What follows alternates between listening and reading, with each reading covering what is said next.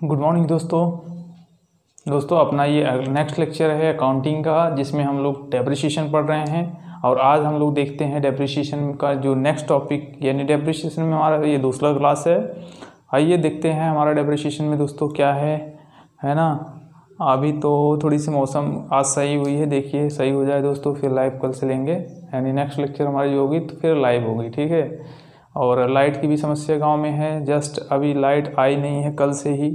और चूँकि हमारे यहाँ सोलर पैनल लगा है तो अभी थोड़ी सी हल्की सी जो है बारिश निकली है, चार्ज हुआ है, तो मैंने कहा आपको वीडियो बोर्ड पर ही बना दें। अदरवाइज़ मैं कॉपी पेन पे पेपर में मैं यानी ऑलरेडी दोस्तों लिख दिया हुआ था। मैंने सोचा कि कम से कम पढ़ाई जारी रहे, आपको लेक्चर मिल जाए, कॉपी हो पेन हो कोई हो, बस पढ़ने से मतलब है। लेकिन अभी थोड़ा सा हमारा जो है सोलर पैनल चार्ज हो गया तो मैंने कहा बना देते हैं, ठीक है। चलिए स्टार्ट करते हैं, देखते हैं। ये है डेप्रिसिएशन, जिसको हरास बोलते हैं। इसमें हमने काफ़ी चीज़ें जो है बात कर ली है। अब देखिए इसमें कुछ इंपॉर्टेंट पॉइंट है दोस्तों जो एग्जाम में फ्रिक्वेंटली पूछे जाते हैं और लोगों को कन्फ्यूज़न हो जाता है, ठीक है। जैसे देखिए डेप्रिसिएशन हमारा क्या है, एक नॉन कैश एक्सपेंस है, ठीक ना दोस्तों। एक नॉन कैश क्या है, एक्सपेंस है। और यहाँ पे हम बताते हैं आपको नॉन कैश एक्सपेंस इसलिए है, जैसे देखो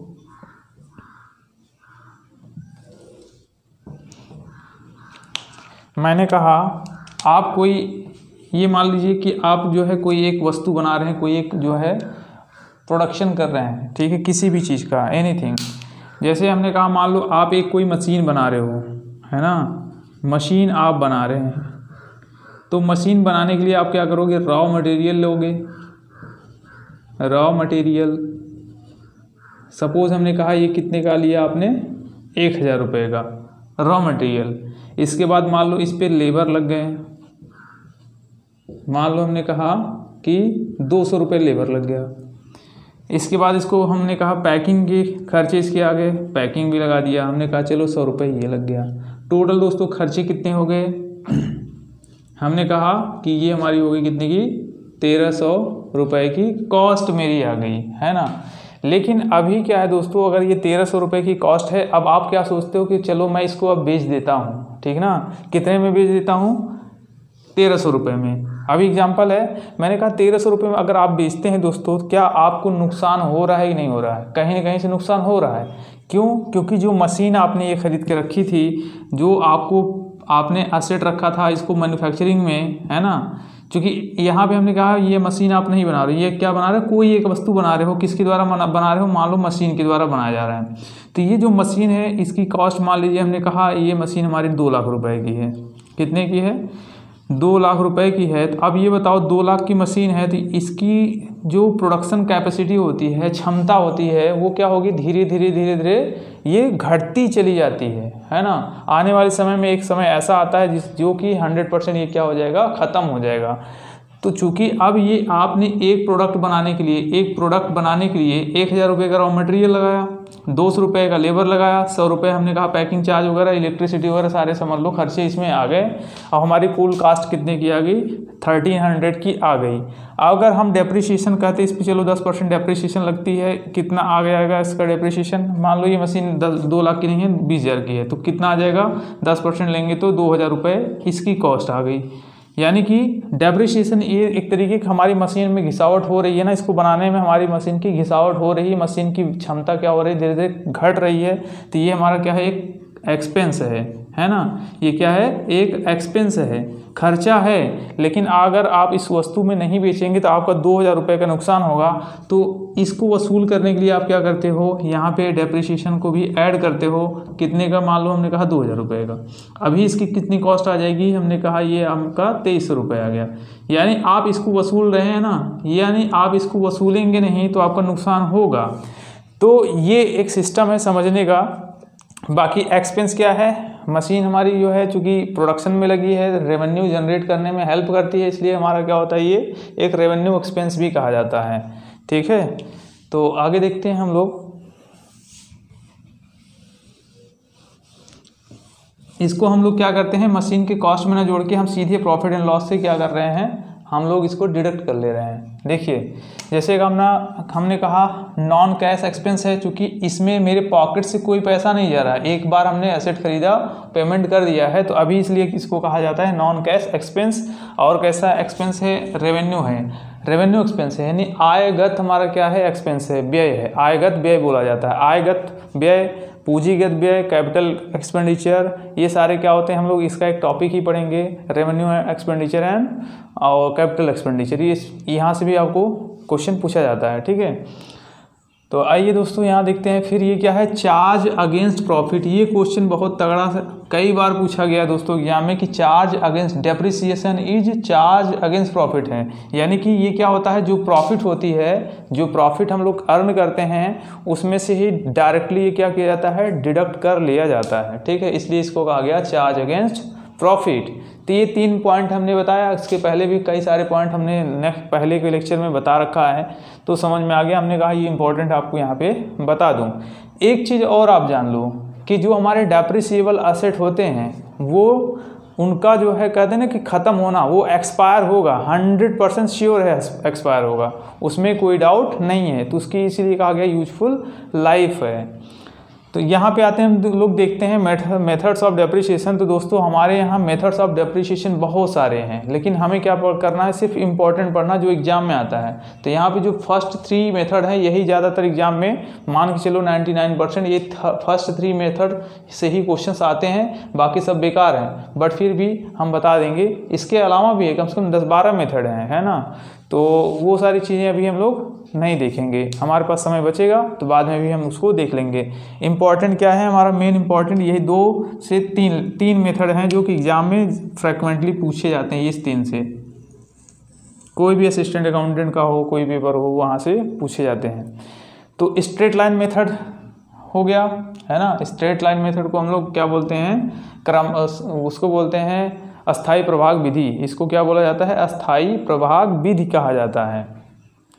और इसको बहुत सारे नाम से जानते हैं, यानी स्ट्रेट लाइन मेथड को हम लोग बहुत सारे नाम से जानते हैं। इसको ओरिजिनल कॉस्ट मेथड भी कहा जाता है। ओरिजिनल कॉस्ट मेथड का मतलब क्या है? मूल लागत विधि। और इसको किस नाम से जानते हैं? इक्वल इंस्टॉलमेंट मेथड, यानी इसमें जो होती है इंस्टॉलमेंट फिक्स होती है, यानी कि एक बार जो डेप्रिसिएशन पहली बार लगता है वही डेप्रिसिएशन हर साल लगता है, इसलिए इसको बराबर प्रभाग प्रणाली, बराबर प्रभाग प्रणाली का मतलब क्या होता है? Equal instalment method. इसके बाद एक इसको और किस नाम से जानते हैं? सिंपल मेथड, यानी साधारण विधि भी कहा जाता है, ठीक है दोस्तों। अब नेक्स्ट आगे देखते हैं, हम लोग स्टार्ट करते हैं स्ट्रेट लाइन मेथड। तो स्ट्रेट लाइन मेथड में आपको ध्यान देना है कि स्ट्रेट लाइन मेथड में हमेशा जो हमारी वो आएगी क्या? डेप्रिसिएशन, वो फिक्स अमाउंट रहता है। एक बार जो आप निकालते हैं वही हर साल अमाउंट डेप्रिसिएशन के रूप में चार्ज किया जाता है। यहाँ पर देखते हैं कि a certain amount of depreciation. दोस्तों मेरी थोड़ी तबीयत सही नहीं है ना, कोई दिक्कत नहीं, चलो आइए देखते हैं। A certain amount of depreciation deduct, यानी कि क्या किया जाता है? एक निश्चित अमाउंट, यानी एक निश्चित राशि क्या किया जाएगा? डेप्रिसिएशन का वो क्या किया जाता है? डिडक्ट किया जाता है, मतलब घटाया जाता है फ्रॉम प्रॉफिट एंड लॉस। ये देखो हमने यहाँ पे लिखा है डेप्रिसिएशन क्या किया जाएगा? सर्टेन मतलब निश्चित राशि, सर्टेन अमाउंट यानी निश्चित राशि है किसका? ऑफ डेप्रिसिएशन का। डिडक्टेड यानी घटाया जाता है फ्रॉम प्रॉफिट एंड लॉस, यानी ये प्रॉफिट एंड लॉस से डिडक्ट किया जाता है एवरी ईयर, प्रत्येक वर्ष, ठीक है।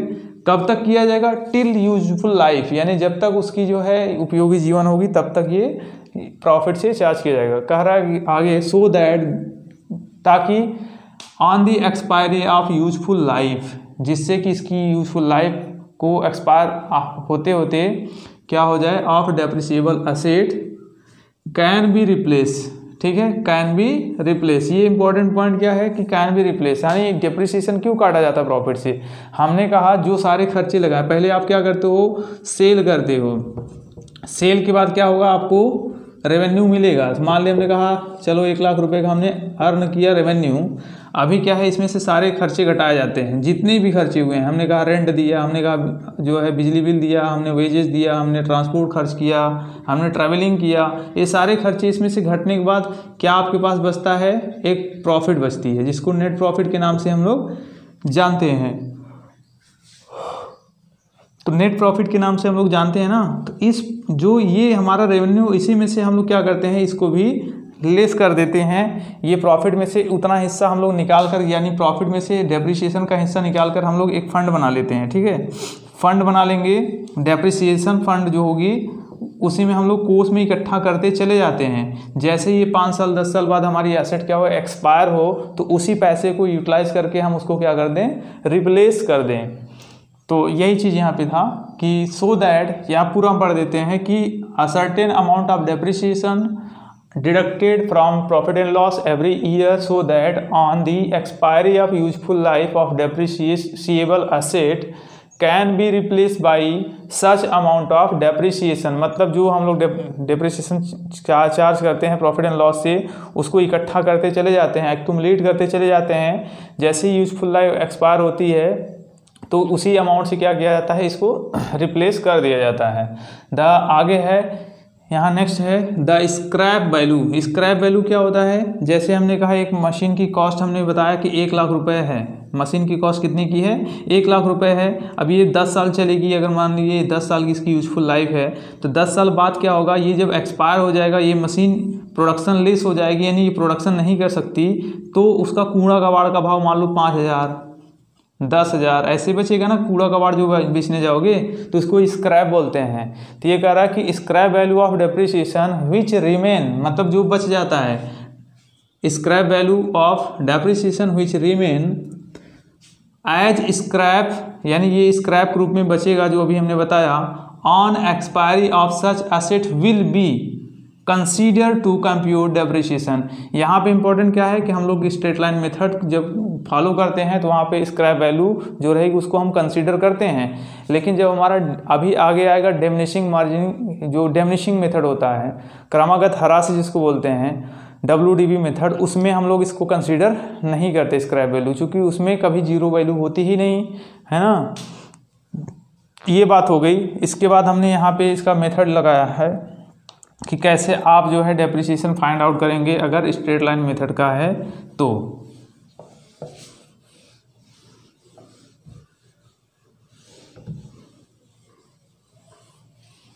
इसका मेथड ये लिखा है कि डेप्रिसिएशन इज इक्वल टू क्या हो जाएगा दोस्तों, cost of asset. Cost of asset यानी कि संपत्ति की जो लागत होगी उसमें से स्क्रैप को घटा देंगे। इसके बाद जितना उसका यूजफुल लाइफ रहेगा उसको क्या करेंगे, डिवाइड कर देंगे, तो हमें क्या मिल जाएगा, डेप्रिसिएशन मिल जाएगा, डेप्रिसिएशन अमाउंट मिल जाएगा। ठीक है, ये बात है, आपको समझना पड़ेगा। यहाँ पे क्या है कि जो डेप्रिसिएशन एक बार आती है वही हर साल इक्वल अमाउंट में, सेम अमाउंट में, इंस्टॉलमेंट में हर साल चार्ज होती रहती है। ठीक है, तो ये इसका कुछ फैक्ट था। अब आगे देखते हैं क्या है।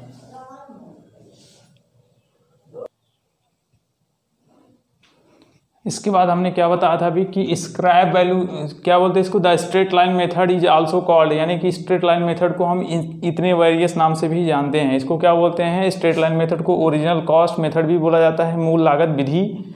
इसके बाद है इसको और किस नाम से जानते हैं, इक्वल इंस्टॉलमेंट मेथड, यानी बराबर प्रभाग विधि, सिंपल मेथड यानी साधारण विधि। यानी इसमें से कोई एक नाम दे देगा, कहेगा आपको कि calculate depreciation bye simple method, है ना, या फिर बाय इक्वल इंस्टॉलमेंट मेथड, और आपको लिख देगा और ओरिजिनल कॉस्ट मेथड। तो आपको पता होना चाहिए ये सब क्या है, एक ही है। क्या बोलते हैं इसको, स्ट्रेट लाइन मेथड बोलते हैं। तो अभी एक फार्मूला जो हम लोगों ने देखा था उससे हम लोग डायरेक्टली जो है डेप्रिसिएशन की अमाउंट निकाले थे। डायरेक्ट क्या किए थे, डेप्रिसिएशन अमाउंट निकाले थे। डेप्रिसिएशन अमाउंट निकाले थे। क्या था हमारा फार्मूला, यहाँ पे हम लोगों ने लिखा था, क्या बताइए, यहाँ पे लिखा था कॉस्ट माइनस स्क्रैप किए थे और डिवाइड किए थे यूजफुल लाइफ से, यूजफुल लाइफ से डिवाइड किए थे। तो ये हमें डायरेक्ट क्या देता था, डेप्रिसिएशन कितना आएगा वो निकाल के देता था। तो अभी आपके सामने मैंने एक और फार्मूला लिख दिया है, ये क्या हमें बताएगा, अगर मान लो रेट पूछ ले आपसे कि रेट ऑफ डेप्रिसिएशन क्या है और आपको ये सारी चीज़ें दे देगा, तो रेट ऑफ डेप्रिसिएशन निकालने का ये फार्मूला है, ये आपके सामने फार्मूला हमने लिख दिया है। ये क्या है, एन ऑफ मतलब होता है क्या, नंबर, जिस साल का आपको डेप्रिसिएशन निकालना है। जैसे हमने कहा 5 साल का अगर है 1 2 3 4 5, अगर तीसरे साल का डेप्रिसिएशन निकालना है तो आपको क्या करना पड़ेगा, इसका कॉस्ट निकालने के लिए यहाँ पे सम है ना, ठीक है, टोटल डेप्रिसिएशन निकालने के लिए हम लोग यहाँ पे ऐसे ही निकालेंगे, टोटल नंबर ऑफ ईयर जो रहेगी, इसके बाद जो है नंबर किस साल का निकालना है उसको मल्टीप्लाई कराना है, फिर यहाँ पे ये क्या कर देंगे हम लोग, कॉस्ट ऑफ एसेट में से डेप्रिसिएशन को क्या कर देना है, लेस कर देना है। तो कॉस्ट ऑफ एसेट में से स्क्रैप को लेस कर देना है, तो हमें मिल जाएगा क्या, रेट ऑफ डेप्रिसिएशन। यहाँ पे दोस्तों थोड़ा सही कर लो, ये जो फार्मूला हमने लिखा है ये सम ऑफ डिजिट का हो गया गलती से, ठीक है, तो इसको आपको सही कर लेना है। ये फार्मूला सम ऑफ डिजिट का लग गया था। Rate of depreciation straight line method में निकालने के लिए हम क्या करेंगे, ये अभी हम लोग समझते हैं, देखते हैं क्या है। यहाँ पे आ जाएगा आपका, यहाँ पे आएगा इसका जो है स्ट्रेट लाइन मेथड में, स्ट्रेट लाइन यानी डेप्रिसिएशन आ जाएगी, जो हम लोगों ने कैलकुलेट किया था डेप्रिसिएशन, वो यहाँ पे आ जाएगा। डिवाइड कर देना है हमें किससे, इसके कॉस्ट ऑफ असेट, यानी कॉस्ट ऑफ असेट माइनस करना है स्क्रैप, स्क्रैप को माइनस करके 100 से मल्टीप्लाई करा देंगे, हमें रेट ऑफ डेप्रिसिएशन मिल जाएगा। अभी इसके पहले जो फार्मूला हम लोगों ने देखा था डेप्रिसिएशन निकालने का, वो डेप्रिसिएशन का डायरेक्ट अमाउंट निकल के आता था। जैसे हमने कहा था यहाँ पे कॉस्ट ऑफ असेट लिखते थे, कॉस्ट ऑफ असेट माइनस क्या करते थे, स्क्रैप करते थे, और यहाँ से हम लोग यूजफुल लाइफ से डिवाइड करते थे। तो ये जो फार्मूला था ये हमें क्या देता था, अमाउंट। लेकिन कभी कभार आपसे रेट पूछ लेगा, सारे इन्फॉर्मेशन देके आपसे पूछेगा रेट क्या है, तब ये फार्मूला आपको दिमाग में रख के रेट निकालना पड़ेगा। चलिए इस पर हम लोग कुछ प्रैक्टिस करते हैं क्वेश्चन का।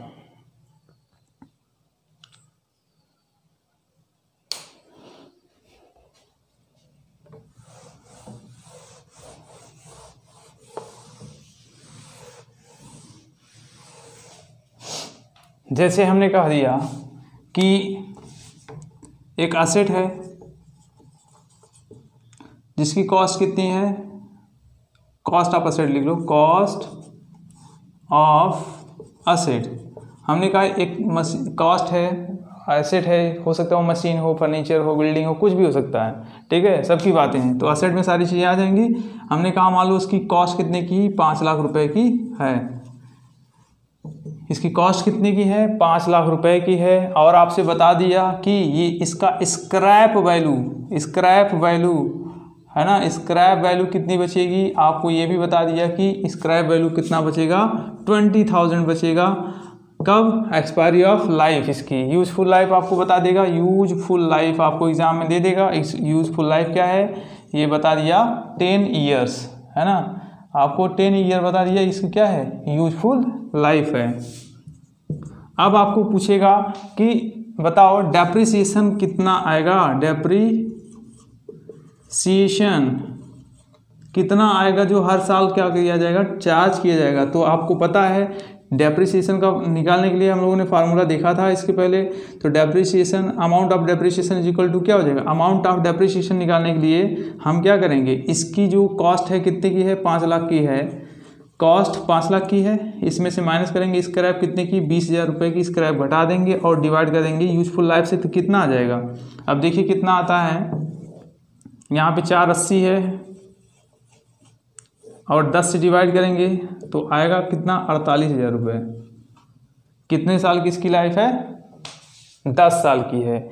आप सोचिए 10 साल में ये मशीन हमारी क्या होगी, ख़त्म हो जाएगी पूरी तरीके से, और इसकी स्क्रैप कितनी बचेगी, 20,000 की स्क्रैप बचेगी। यानी ये 48,000 रुपये हर साल आपको एवरी ईयर चार्ज करना पड़ेगा एज डेप्रिसिएशन, एवरी ईयर आपको ये चार्ज करना पड़ेगा डेप्रिसिएशन के रूप में। कितना, 48,000। अब देखो इसको ज़रा सा और हम लोग एनालाइज करते हैं ये चीज़ क्या होती है। अब बताइए 5 लाख रुपए की कॉस्ट थी मशीन की, ये 5 लाख की कॉस्ट थी, हमने कहा 10 साल इसकी लाइफ है, हर साल कितना हम लोग चार्ज करेंगे डेप्रिसिएशन, 48,000। तो अब बताओ 48,000 से हम लोग गुणा कर दें अगर 10 से, 10 से गुणा करोगे तो 4,80,000 रुपये मशीन की कॉस्ट हो गई। अब इसके बाद स्क्रैप कह रहा कि 20,000 रुपये स्क्रैप बचेगी, लास्ट में कूड़ा भाव इसका बचेगा कबाड़ मूल्य, तो 20,000 इसको ऐड करोगे तो अब देखो आप पहुंच गए कि नहीं उसी स्थान पर। ये नहीं, ये कहने का मतलब क्या है, हमारी कबाड़ वैल्यू इतनी बच रही है, अगर नहीं है स्क्रैप वैल्यू 0 है तो वो 0 आ जाएगा। हर साल कितना आपको डेप्रिसिएशन चार्ज करना है, 48,000 से चार्ज करना है। अगर आपको सपोज कहता है ये सारी चीज़ें ना देखे, ये सारी चीज़ें ना देखे, आपको रेट दे देगा, रेट कहेगा 10% डेप्रिसिएशन चार्ज करना है, तब ये सारी कहानी इसके साथ में अगर अटैच कर देता है, 10% भी दे दिया, ये भी दे दिया, तो आप ये फार्मूला अप्लाई कर लेना। ये फार्मूले से एग्जैक्ट आपको चीज़ें मिलेगी, परसेंटेज फिर आपको अप्लाई नहीं करना है। या तो आपको परसेंटेज रेट फाइंड आउट करने के लिए देगा कि कहेगा बताओ कि रेट ऑफ डेप्रिसिएशन क्या है। इसके केस में रेट ऑफ डेप्रिसिएशन निकालने के लिए क्या करना पड़ेगा, दो चीज़ें हैं यहाँ पे। एक तो है आपको डेप्रिसिएशन डायरेक्ट पूछ लेगा कितना आएगा, और दूसरा पूछ सकता है आपको कि इसका रेट ऑफ डेप्रिसिएशन कितना आएगा। तो रेट ऑफ डेप्रिसिएशन का फार्मूला जस्ट यहाँ पे लिखा हुआ है। तो बताओ डेप्रिसिएशन का रेट निकालने के लिए आपको दोनों फार्मूले अप्लाई करने पड़ेंगे। अगर रेट निकालना है तो ये भी अप्लाई करना पड़ेगा और ये भी, दोनों फार्मूला अप्लाई करना पड़ेगा। यहाँ पे बताओ 48,000 हमारी क्या आएगी डेप्रिसिएशन, डिवाइड करना है कॉस्ट ऑफ एसेट कितने की थी, 5 लाख की थी। इसमें से माइनस कर दोगे स्क्रैप कितने की है, 20,000 की, 20,000 ये माइनस कर देंगे, इंटू क्या कर देंगे 100 कर देंगे, है ना। देखिए क्या आता है, कितने परसेंट रेट हमारे आते हैं, 480 ये है 48,000, यहाँ घटाएंगे तो 4,80,000 आ जाएगा। ये 48,000, ये 4,80,000 है, गुणे के क्या हो जाएगा 100 हो जाएगा। एक जीरो यहाँ से कैंसिल कर देना है, 48 से कैंसिल हो जाएगी, बचेगी क्या 10। तो कितना परसेंट आया रेट आपका, 10% पर ईयर या पर एनम, यानी 10% हमारी क्या आ गई, डेप्रिसिएशन आ गई। तो 10% डेप्रिसिएशन निकालने के लिए आप क्या करोगे, डेप्रिसिएशन जब भी निकालना होगा आपको 10%, आपको ये सारी चीज़ें दिया है, ठीक है, ये हटा दें, यूजफुल लाइफ हटा दें, ये सब हटा दें, आपको स्क्रैप वैल्यू दे दिया, एसेट दे दिया और 10% दे दिया। तो अगर रेट आप यहाँ पे रेट दे रखा है, रेट दे दिया कितना 10% दे दिया, तो अभी आपको डेप्रिसिएशन निकालने के लिए क्या करना पड़ेगा, यहाँ पे इसको माइनस कर देना। 5 लाख में से माइनस कर दोगे 20,000 रुपये, जो बचेगी 48,000 बचा, अरे 4,80,000 बचा, इसका 10% निकालना है आपको डेप्रिसिएशन। ऐसे होता है हमारा क्या, डेप्रिसिएशन स्ट्रेट लाइन मेथड में लगता है। तो बात समझ में आ गई होगी क्या करना है इसमें, है ना। फिर से आगे नेक्स्ट क्वेश्चन ही देखते हैं, फिर प्रैक्टिस करने के लिए कई सारे क्वेश्चन कराएंगे तब बातें समझ में आएगी।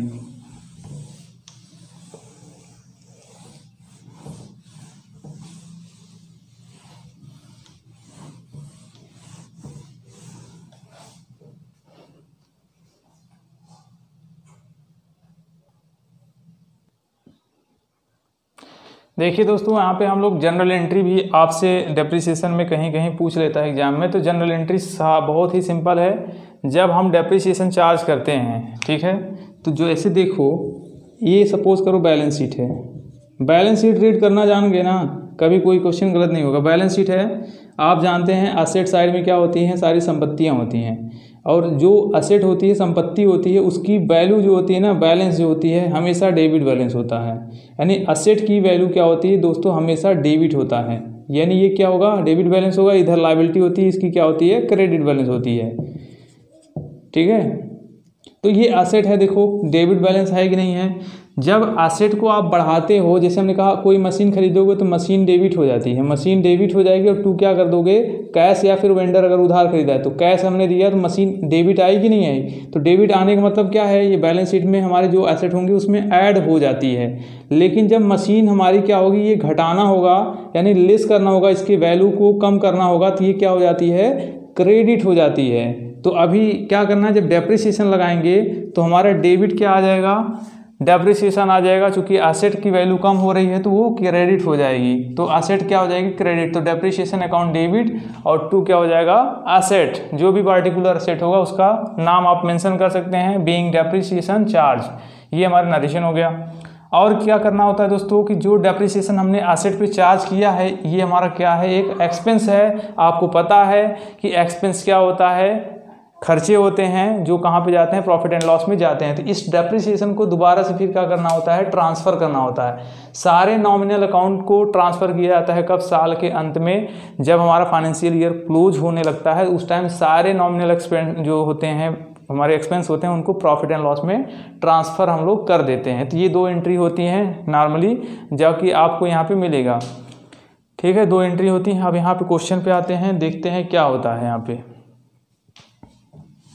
जैसे ये एंट्री हम पास करें तो यहाँ पे देखो मशीन हमने खरीदा है, तो मशीन खरीदा, तो मशीन खरीदने की एंट्री क्या हो जाएगी, यहाँ इसके पहले एक एंट्री और आ जाएगी खरीदने की। यहाँ देखो, इसको मैं रफ कर देता हूँ, यहाँ मैं दिखा देता हूँ, एक एंट्री और हमारी आ जाएगी मशीन खरीदने की। जब मशीन मैं खरीदूंगा तब, तो बताओ मशीन मेरे पास आएगी तो मशीन अकाउंट क्या हो जाएगा, डेबिट हो जाएगा।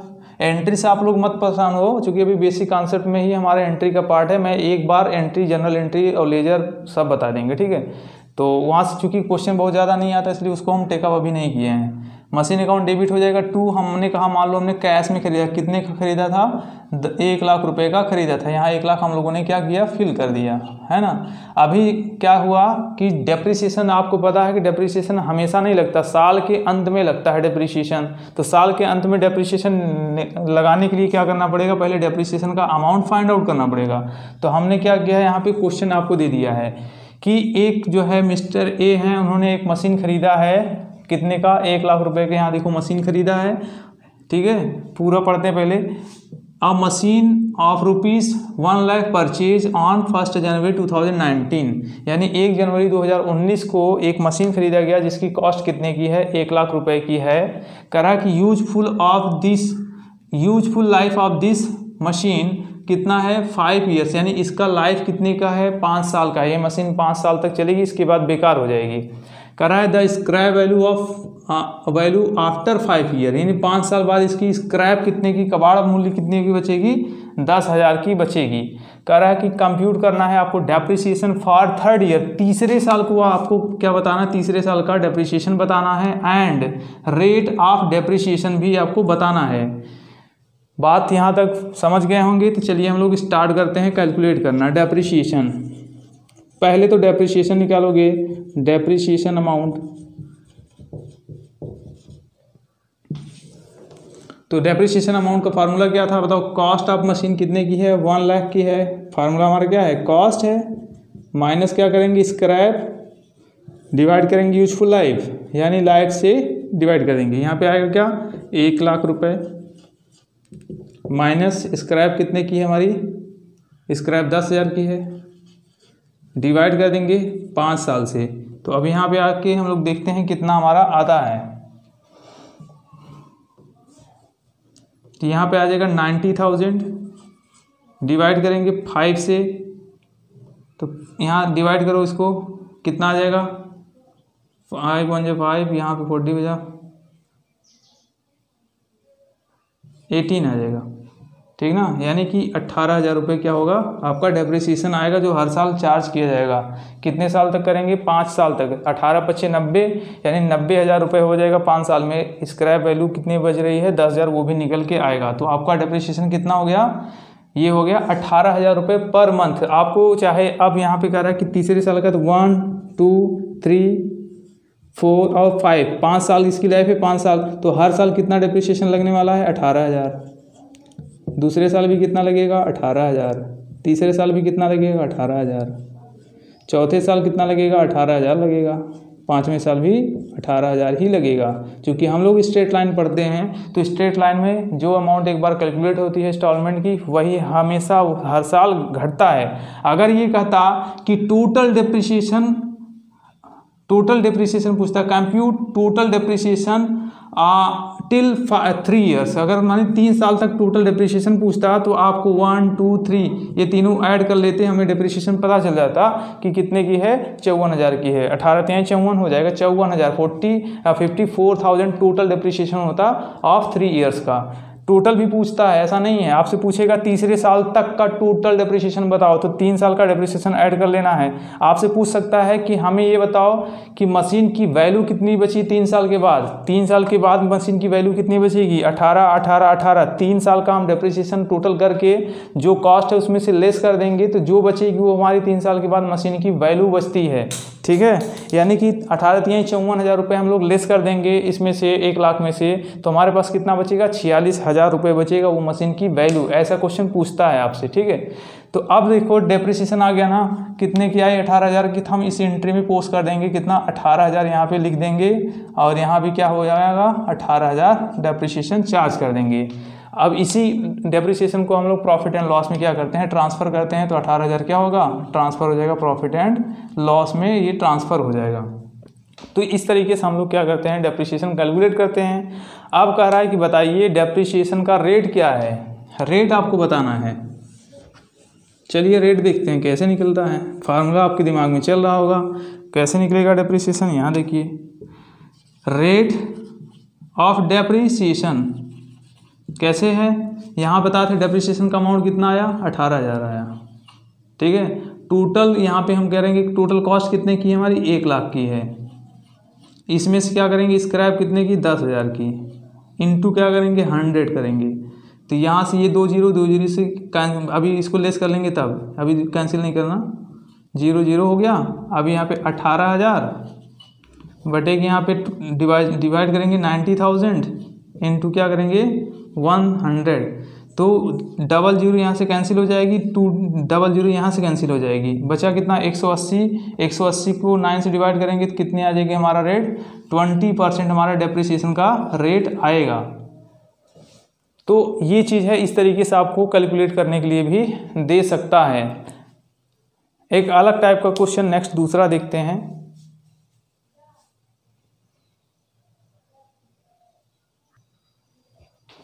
अभी एक क्वेश्चन हमने ये लिख दिया कि अ मशीन है परचेज ऑन 1 अप्रैल 2019। एक मशीन जो है 2019 को ख़रीदा गया। तो मैंने बार बार बोल रहा हूँ दोस्तों कि जो मशीन होगी, चाहे वो बिल्डिंग होगी, चाहे वो फर्नीचर होगी, चाहे कुछ भी होगा, सबके लिए मेथड अगर जो लग रहा है उसका ट्रीटमेंट सेम होता है। ठीक है, यहाँ पर अगर हमने मशीन परचेज किया है 1 अप्रैल 2019 को ऑफ ₹5 लाख, यहाँ 5 लाख रुपए लिखा है, 5 lakh, and depreciation will be charge by SLM method. आपको बता दिया कि स्ट्रेट लाइन मेथड से ये हम लोग डेप्रिसिएशन चार्ज करेंगे, या फिर आपको बोल सकता है ओरिजिनल कॉस्ट मेथड, या फिर आपको बोल सकता है इक्वल इंस्टॉलमेंट मेथड। तो कई सारे नाम इसके हैं। विथ @ यहाँ बता दिया 10% पर एनम। पर एनम मतलब वार्षिक। अगर कुछ भी नहीं लिखा हो, पर एनम नहीं लिखा है, तब 10% लिखा है, तो हम लोग सीधे 10% पर एनम मान के ही निकालते हैं। अब कर रहा है यूजफुल लाइफ ऑफ मशीन कितना है, 15 साल है। कैलकुलेट करना है डेप्रिसिएशन आपको कैलकुलेट करना है कि कितना आएगा every year. Calculate depreciation depreciation charge for every year कितना आएगा, हर साल चार्ज किया जाएगा, वो आपको निकालना है। तो डेप्रिसिएशन निकालने के लिए क्या करते थे, अभी हम लोगों ने फार्मूला देखा था कि डेप्रिसिएशन का अमाउंट निकालने के लिए क्या करते थे, कॉस्ट लेते थे, कॉस्ट में से माइनस करते थे स्क्रैप को और डिवाइड करते थे ईयर को। 15 साल से डिवाइड कर देंगे, है ना। अभी यहाँ पे स्क्रैप वगैरह कुछ दिया ही नहीं है, हमें रेट दे रखा है, तो हम अब इस फार्मूले से नहीं अप्लाई करेंगे। किससे करेंगे, रेट से निकालेंगे सीधा। स्क्रैप वैल्यू वगैरह कुछ दिया ही नहीं है, तो हम क्या करेंगे, इसी 5 लाख का 10% ले लेंगे। तो ये 10% निकालेंगे तो कितना आएगा, 50,000 रुपये पर ईयर, है ना। 50,000 रुपये पर ईयर हम लोग निकाल लेंगे। अब बताओ 50,000 रुपये पर ईयर है, तो इसके हिसाब से 10 साल में तो ये ख़त्म हो जानी चाहिए। तो इसकी स्क्रैप वैल्यू कितनी है पता ही नहीं है, हमें कुछ पता ही नहीं है, तो हम क्या करेंगे, सीधा रेट लगा देंगे। अब डिटेल में पता करने के लिए स्क्रैप वैल्यू कितनी होगी, क्या होगी, वो आगे हम क्वेश्चन में देखते हैं। तो अगर रेट आपको दिया है तो ज़्यादा कंफ्यूज होने की कोई ज़रूरत नहीं है, दिमाग ज़्यादा रिसर्च नहीं लगाइएगा, सीधा आपको रेट अप्लाई करके आपको बता देना है कि इतना हर साल चार्ज होगा। ठीक है, तो इस तरीके से है। अब आगे देखते हैं एक क्वेश्चन नेक्स्ट।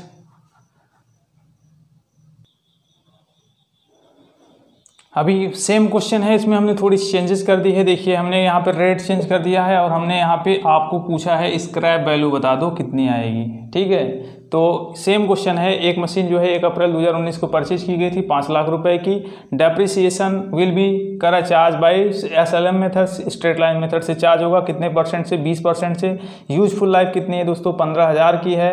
और आपसे बता दिया आपको फाइंड आउट करना है। एक चीज़ यहाँ पे छूटा हुआ है, आप यहाँ पे लगा दो अमाउंट ऑफ डेप्रिसिएशन, कामा लगाने के बाद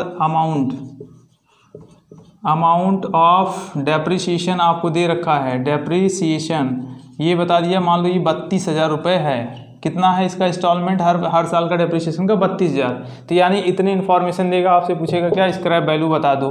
तो स्क्रैप वैल्यू निकालने के लिए क्या करेंगे दोस्तों, स्क्रैप वैल्यू निकालने के लिए फार्मूला आपको पता होगा। सेम वही फार्मूला जो हम निकालने के लिए लगाते थे डेप्रिसिएशन, वही लगा देंगे। तो इसके बराबर क्या होती है, कॉस्ट होती है माइनस स्क्रैप वैल्यू होती है, डिवाइड करते थे यूजफुल लाइफ, यानी कि यूजफुल लाइफ।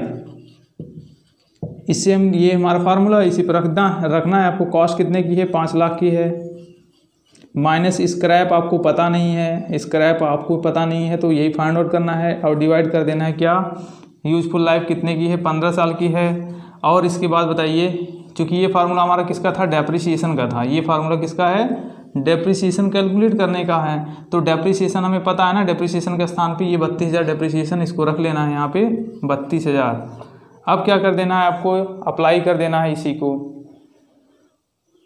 जैसे इसको अप्लाई करोगे 15 से, अब बताओ यहाँ पे यहाँ आते हैं तो चूँकि क्रॉस मल्टीप्लिकेशन हो जाएगा, इसका इसमें मल्टीप्लाई हो जाएगा। ठीक है, और इसका इसमें मल्टीप्लाई करेंगे 1 से ही होगा, तो यहाँ पे ये मल्टीप्लाई हो जाएगा। देखिए क्या आता है, तो 32 से अगर मल्टीप्लाई कर देंगे हम लोग तो कितना आएगा, यहाँ पे आइए लिखा है 32,000 मल्टीप्लाई करा देंगे 15 से, इक्वल टू क्या करेंगे, 5 लाख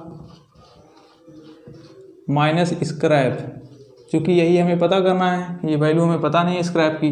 15 से मल्टीप्लाई कराओगे दोस्तों तो क्या होगा, 0 है 0 है 0 है, 15 दूनी 30 की 0 आएगा, 3 बचा, 15 3 45, 3 48, कितना हो गया, 4,80,000 रुपये हो गया। इक्वल टू कितना है, 5 लाख है, माइनस हमारा क्या है, स्क्रैप है ना। अभी क्या करना है, इसको इधर लाओगे तो लेस हो जाएगी इसमें से, तो यानी कहने का मतलब स्क्रैप इक्वल टू क्या होगा, यानी कि 5 लाख रुपए माइनस ये 480, क्या आया आपको, 20,000 रुपये हमारा क्या है, स्क्रैप वैल्यू है। ये भी एग्जाम में क्वेश्चन पूछे जाते हैं इस तरीके से, लेकिन यूपीपीसीएल में ऐसा क्वेश्चन अभी नहीं पूछा है, बट पूछ सकता है। ठीक है, तो ये इम्पॉर्टेंट था। स्ट्रेट लाइन मेथड में आपने समझ लिया कि स्ट्रेट लाइन मेथड में सारे के सारे जो भी इंस्टॉलमेंट आएंगे सब सेम आएंगे, है ना दोस्तों।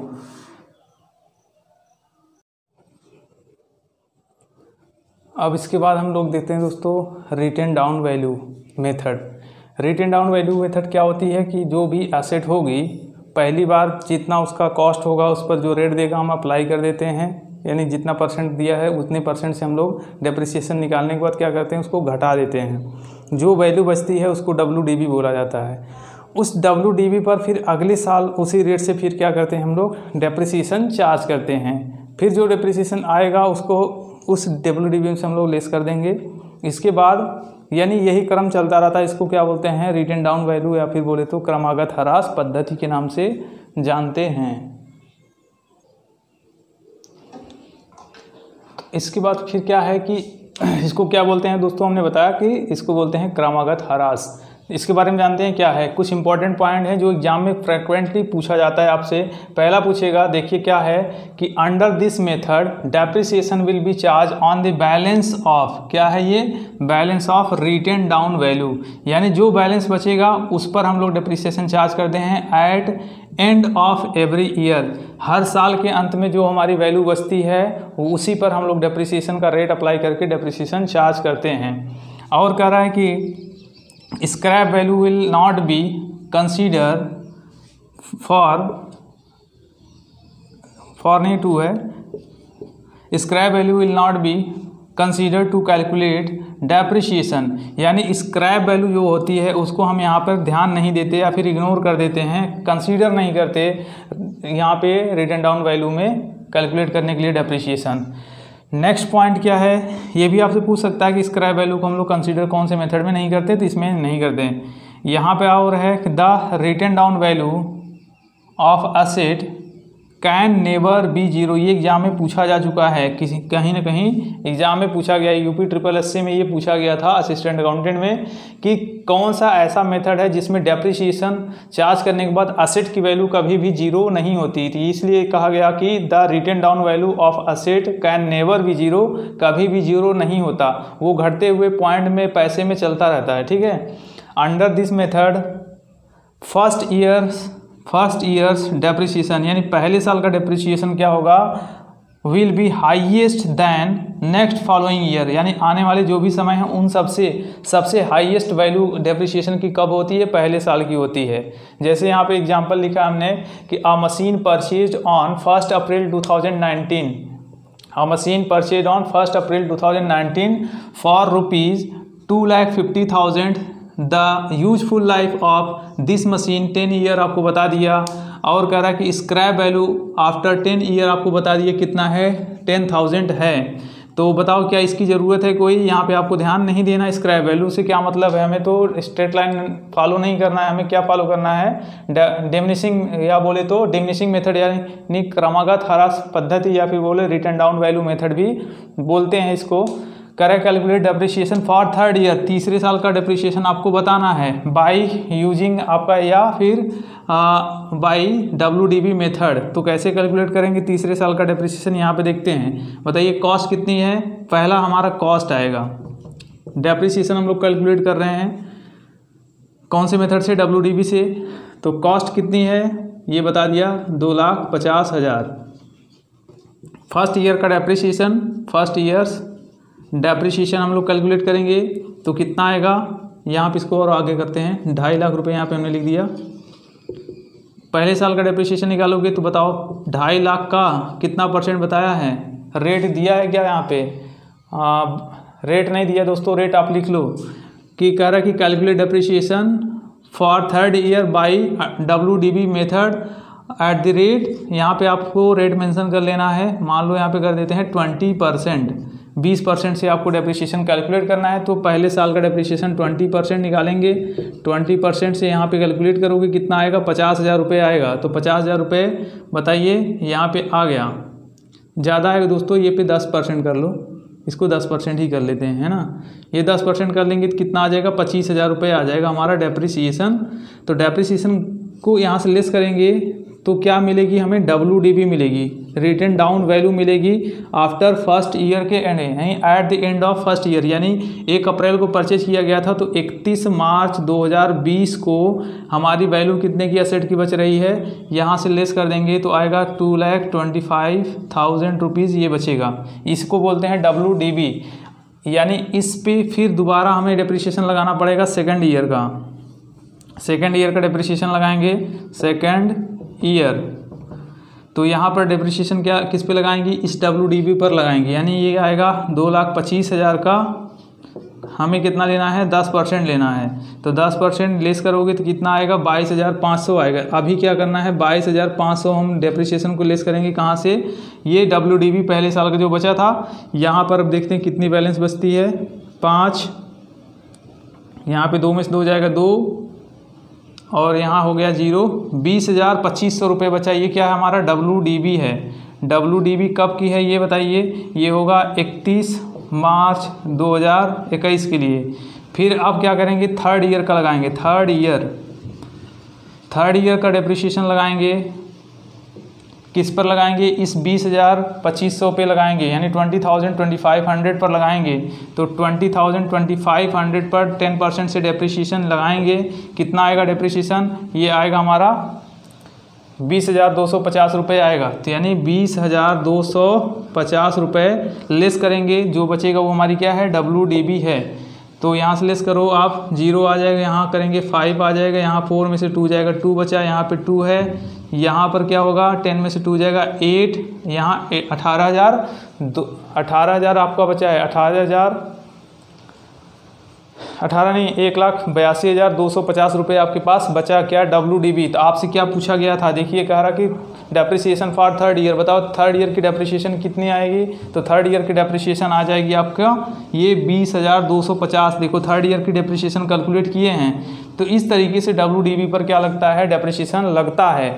और आपसे पूछ सकता है बताओ थर्ड ईयर की WDV कितनी है। तो ये भी पूछा गया एग्जाम में, थर्ड ईयर की WDV कितनी आई, 18,000 या 1,80,000 नहीं 1,82,250 रुपये हमारा क्या है WDV बचा है। तो आपसे इस तरीके से पूछ सकता है कि दूसरे साल का डेप्रिसिएशन बताओ या फिर दूसरे साल का क्या बताओ, सेकंड ईयर का WDV बताओ। इस तरीके से आपसे क्वेश्चन पुटअप किए जाते हैं या पूछे जाते हैं, ठीक है।